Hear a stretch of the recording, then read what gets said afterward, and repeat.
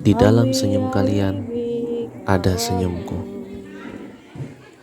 Di dalam bahagia kalian ada bahagiaku. Di dalam belajar kalian ada belajarku.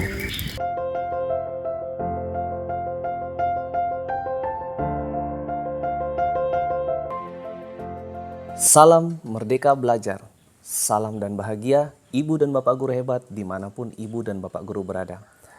Pendidikan sangatlah kompleks. Saat ini di tengah pesatnya perkembangan dunia, revolusi industri 4.0 dan era society 5.0 sangat berdampak besar pada kehidupan kita. Tentunya dalam hal ini salah satunya adalah sektor pendidikan. Sehingga kita sebagai seorang guru harus betul-betul mau untuk terus belajar menciptakan pembelajaran yang sesuai dengan perkembangan zaman saat ini. Dan tentunya tidak lupa untuk selalu berpihak kepada murid. Pada kesempatan kali ini, saya ingin membagikan praktik baik bagaimana mengemas pembelajaran berdiferensiasi dengan model pembelajaran crossover learning, yang mana saya padukan dengan nuansa kearifan lokal Papua, yaitu barapen atau bakar batu. Penasaran dengan keseruannya? Mari kita simak bersama. Minat dan motivasi murid-murid saya masih terbilang rendah dalam pembelajaran IPA, terutama dalam materi-materi yang sifatnya abstrak masih sangat sulit diterima. Selain gaya belajar, tentunya variasi tingkat pemahaman murid juga sangat mempengaruhi. Murid-murid di tempat saya mengajar masih sangat terbatas dalam akses pendidikan, seperti bahan ajar yang berbasis teknologi.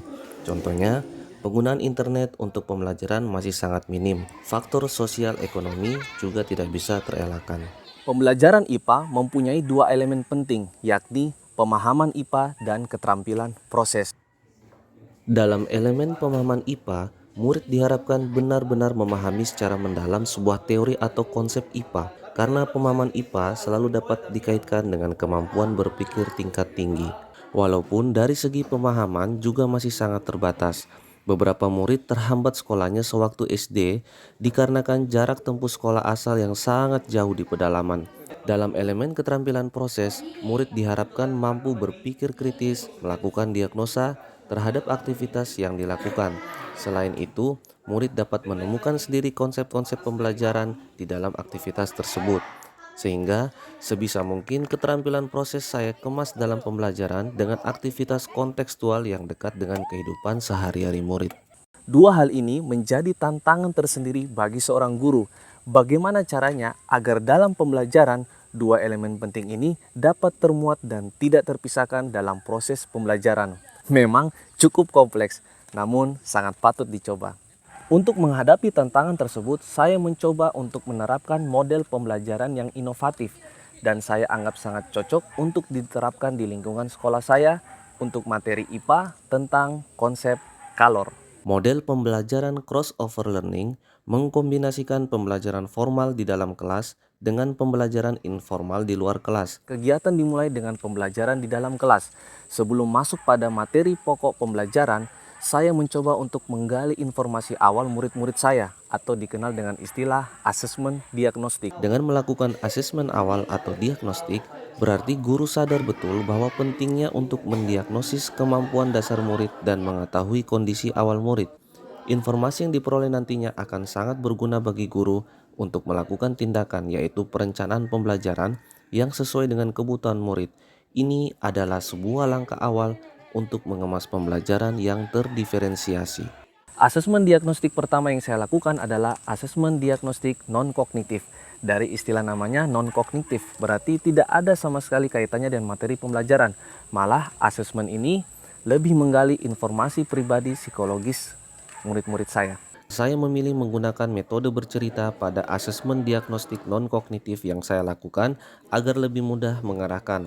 Hasil asesmen terkait gaya belajar murid, tindak lanjutnya yaitu berkaitan dengan bahan ajarnya yang nanti disesuaikan dengan gaya belajar murid baik secara auditori, visual, maupun kinestetik.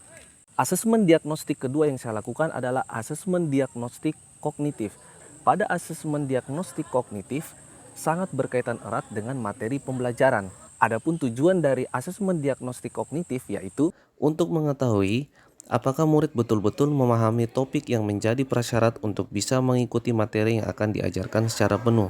Topik prasyarat adalah kemampuan atau konten yang minimal sudah harus dikuasai murid sebelum saya menerapkan materi yang akan dipelajari sekarang tentang konsep perpindahan kalor. Dari hasil asesmen dapat saya temukan tingkat pemahaman murid-murid saya terbagi menjadi 3 kategori, yaitu paham utuh, paham sebagian, dan tidak paham. Saya tidak menyangka proses pembelajaran begitu berjalan dengan asik dan menyenangkan.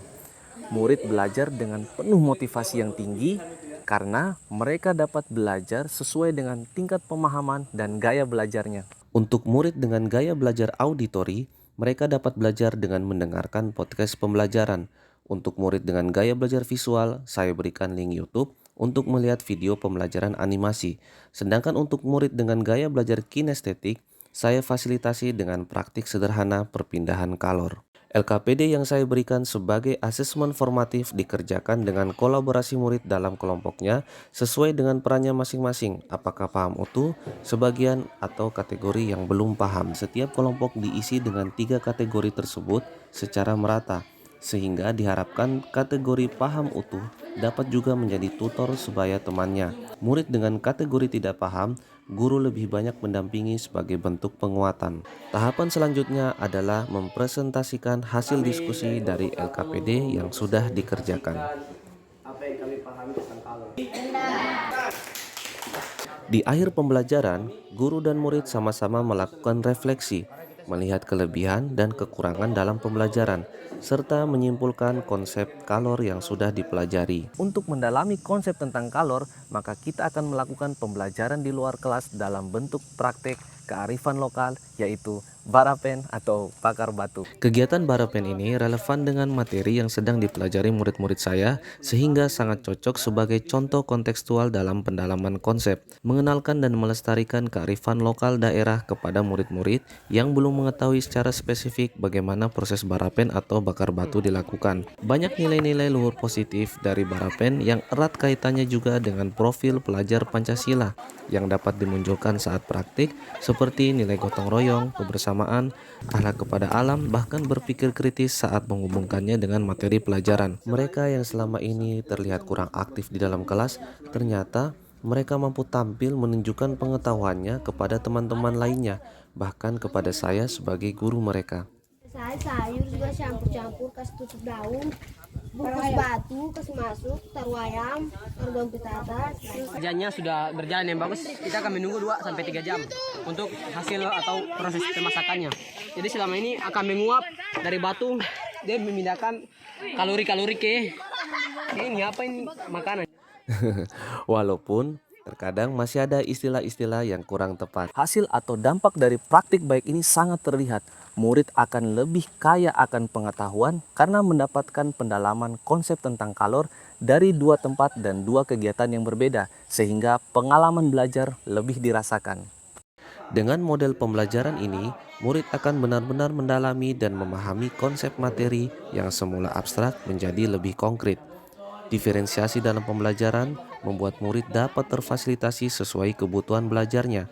Selain itu, dengan mengangkat unsur kearifan lokal dalam praktik pendalaman konsepnya, dapat mengajarkan murid untuk lebih menghargai budaya daerahnya, serta mengajarkan murid lebih mensyukuri atas kekayaan bangsa dengan budaya daerah masing-masing. Karakter atau sikap pelajar Pancasila yang menjadi muara dalam kurikulum Merdeka dapat tercapai. Semoga praktik baik ini setidaknya bisa menstimulasi kita bersama dalam mengemas pembelajaran dengan model-model pembelajaran yang inovatif. Saya Satria Ramadan, mari Ibu dan Bapak Guru Hebat, kita terus bergerak bersama dengan semangat belajar, berbagi, dan berkolaborasi untuk menginspirasi anak-anak kita. Mari bergerak bersama, rayakan Merdeka Belajar.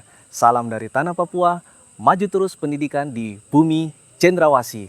Terima kasih, Kinauna.